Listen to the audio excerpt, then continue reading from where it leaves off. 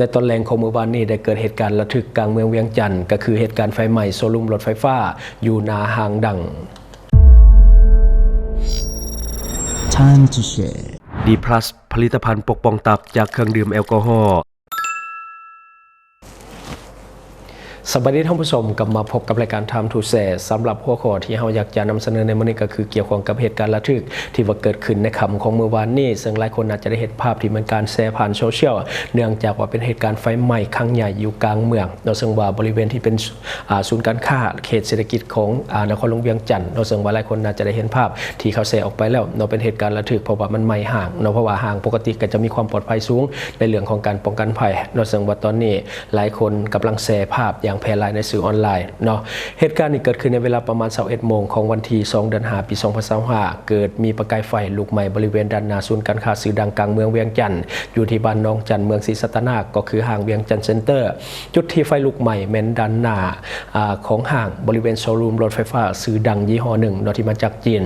ซึ่งไฟเริ่มลุกไหม้เกิดจากด้านในแล้วค่อยๆลุกลามใหญ่ขึ้นเรื่อยๆจนผู้คนที่ว่าอยู่ในบริเวณนั้นแตกตื่นแต่ว่าโชคดีก็คือในเวลาที่มันเกิดเหตุเป็นเวลากลางคืนซึ่งว่าผู้คนได้ออกจากพื้นที่ไปเกือบหมดแล้วแต่สร้างความตกอกตกใจให้กับผู้ที่ว่าสัญจรไปตามถนนที่ตัดผ่านด้านหน้าของห้างซึ่งมีความแออัดพอสมควรเนื่องจากว่าผู้คนมาหุ้มเบิ่งเหตุการณ์ไฟไหม้ซึ่งว่าสร้างความลำบากให้กับกู้ภัยและก็หน่วยดับเพลิงที่ว่าเข้าไปในพื้นที่ส่วนสาเหตุของไฟไหม้ในครั้งนี้ยังอยู่ในขั้นตอนของการสอบสวนอย่างละเอียดถ้าว่ามีความคืบหน้าจะรายงานเพิ่มเติมในส่วนของความเสียหายคาดว่าจะเสียหายหนักสมควรเพราะว่ามีรถไฟฟ้าที่อยู่ภายในบริเวณโชว์รูมถูกไฟไหม้จำนวนหลายคันก็คือหลายคนอาจจะได้เห็นและเป็นเหตุการณ์ไฟไหม้ครั้งใหญ่ที่มีผู้คนอ้อมเบิงหุ้มเบิงจำนวนหลายเพราะว่ามันเป็นเขตที่มันเป็นเขตเศรษฐกิจและก็มีเส้นทางตัดผ่านทางด้านหน้าของห้างที่ผู้คนสัญจรตลอดก็เลยว่าเหตุให้รถค่อนข้างที่จะติดและก็ยากต่อการควบคุมไฟน้อยหนึ่งเพราะว่าประชาชนไปหุ้มเบิงหลายเดี๋ยวเราจะประมวลภาพมาให้ท่านผู้ชมได้เบิ่งน้ำกันกับเหตุการณ์ที่ว่ามันเกิดขึ้นในเมื่อคืนจะเอาหลายๆมุมมาให้ท่านผู้ชมได้เบิ่งน้ำกันเดี๋ยวไปเบิ่งกันเลย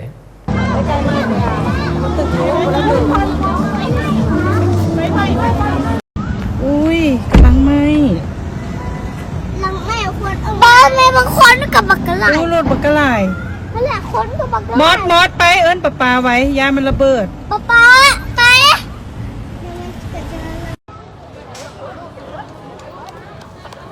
อยู่นั่นเลยหรอไอดีแท็กของแท้เลย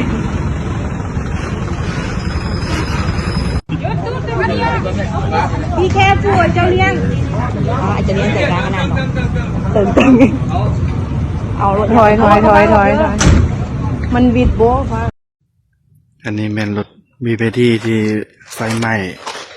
อยู่ในกล่องเซ็นเตอร์เมื่อคืนนี้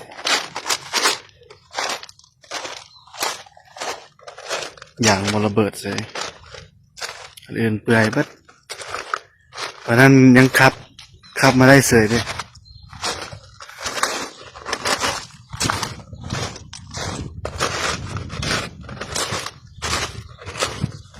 สภาพ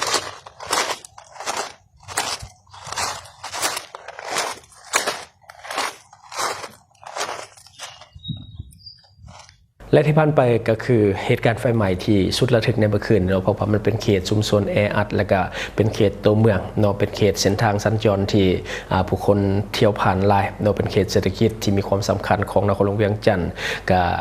บ่คาดคิดว่ามันจะเกิดขึ้นแบบนี้แล้วก็ไปเกิดในศูนย์รถไฟฟ้าซึ่งว่าผู้คนแห่งสงสัยไปเติมเพราะว่ามันมีความอันตรายเพราะว่ารถไฟฟ้ามันก็จะมีแบตมีอย่างแล้วก็เป็นโชว์รูมรถไฟฟ้ามันก็ต้องมีรถหลายคันฉะนั้นหลายคนก็เลยกังวลแล้วก็ไปเฝ้าติดตามกับสถานการณ์ซึ่งว่าผู้หน่วยกู้ภัยก็เฮ็ดเวียกไปผู้คนถ่ายรูปก็ถ่ายรูปไปถ่ายวิดีโอก็ถ่ายวิดีโอไปแล้วก็มีการแชร์ลงในสื่อโซเชียลจำนวนหลายช่วงนี้เริ่มกลับเข้าสู่ฤดูกาลไฟใหม่ช่วงนี้คือว่าเริ่มเข้าสู่ฤดูกาลไฟใหม่อย่างเต็มโตเพราะว่าในปีกายนี้อุณหภูมิค่อนข้างที่จะร้อนถึง44 องศาเซลเซียสในช่วงฤดูแล้งและปีนี้หลังจากที่ผ่านพ้นสงกรานต์ไปฝนบ่ค่อยตกปานใดช่วงนี้ก็จะกลับมาร้อนคือเก่าช่วงนี้แสงแดดค่อนข้างที่จะแห้งฉะนั้นจึงเหตุให้เฮาเข้าสู่ฤดูกาลไฟใหม่อย่างเต็มโตและมื้อนี้ก็มีไฟใหม่อีกอยู่ที่แถว เขตทงปงเนาะก็คือไฟไหม้เสาไฟเนาะไฟลัดวงจรอีกแล้วเนาะอันนี้ก็คือต้นเหตุหลักๆเนาะที่ว่าเหตุให้มีการเกิดเหตุการณ์ไฟไหม้บ่ว่าจะเป็นเรือนประชาชนสำนักงานของการศูนย์การค้าหรือว่าเสาฟืนเสาไฟอยู่ตามสีแยกต่างๆเนาะก็มีสาเหตุมาจากไฟฟ้านี่แหละส่วนหลายที่ว่าก่อให้เกิดไฟไหม้ต่างๆเนาะยิงเสาไฟที่อยู่กลางแจ้งเนาะยิงสอดได้ง่ายเนาะสอดเรื่อยๆในปัจจุบันไฟไหม้เรื่อยๆเนาะช่วงฝนตกก็จะไฟสอดช่วงแดดร้อนลายก็จะไฟสอดเนาะอยู่บ้านเฮาจะเป็นลักษณะแบบนี้ลายเนาะอากาศร้อนก็เป็นสาเหตุหนึ่งที่ว่าเป็นต้นเหตุให้เกิดเหตุการณ์ไฟสอดเวลาแดดมันร้อนใส่ผู้คนก็ใส่ไฟร้ายขึ้นใส่ไฟก็ร้อนแดดก็ร้อนทรายมันอาจจะเปื่อยบวกกับการติดตั้งอาจจะบ่ได้มาตรฐานจนแบบ 100% แบบนี้ก็เป็นสาเหตุให้เกิดไฟสอดได้ง่ายเนาะและห้องลงมาก็คือสายไฟแล้วก็อุปกรณ์ต่างๆอาจจะใส่มาหลายปีแล้วบ่ได้เปลี่ยนเนาะอันนี้ก็เป็นอีกสาเหตุหนึ่งเหตุให้เกิดเหตุการณ์ไฟสอดได้ง่ายคือกันและห้องลงมาอีกก็คือการติดตั้งบ่ได้มาตรฐานบางทีนี่สร้างอาจจะรั่วๆเกินไปหรือว่าบ่ได้เช็ค 100% แบบนี้ก็จะเหตุให้เป็นสาเหตุของการที่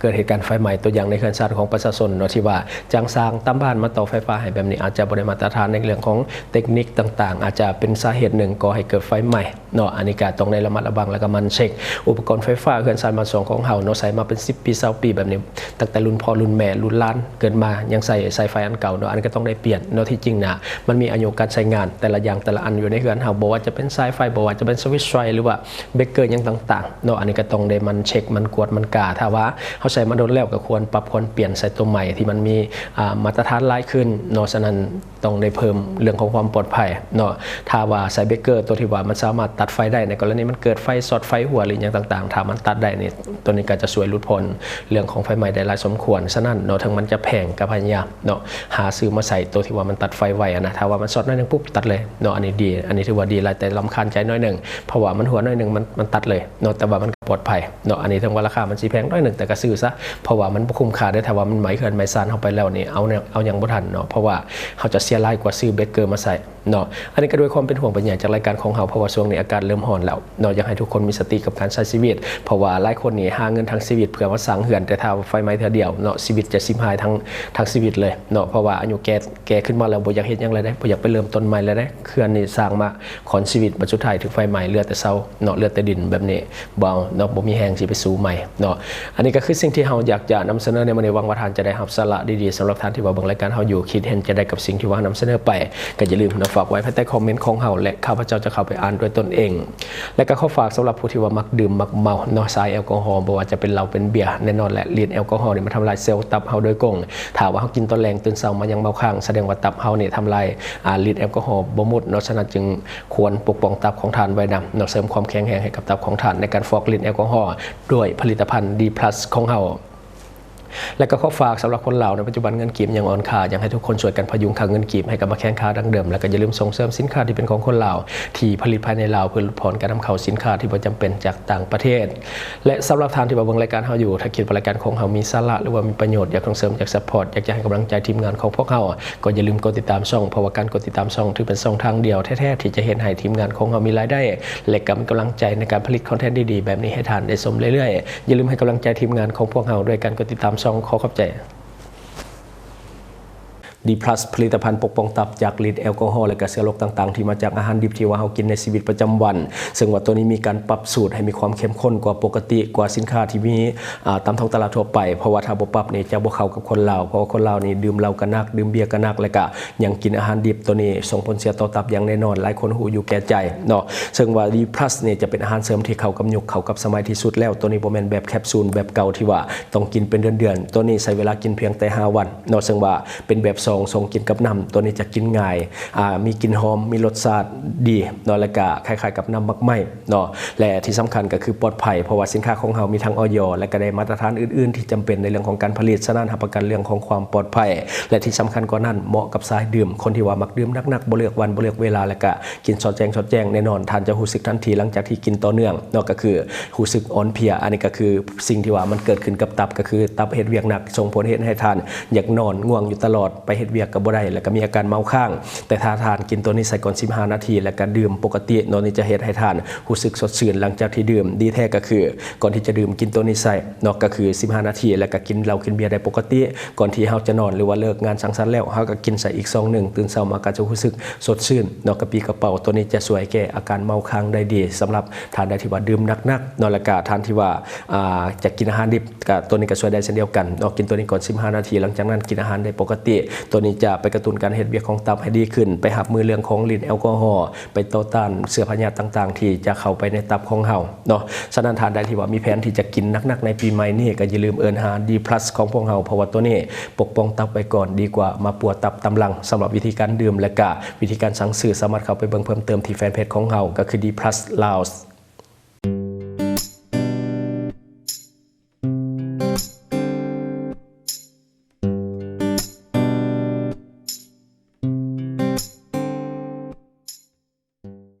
สนใจโฆษณาประชาสัมพันธ์ธุรกิจและผลิตภัณฑ์ของท่านผ่านรายการของเฮาสนใจติดต่อตามข้อมูลที่ขึ้นหน้าจอในปัจจุบันได้เลย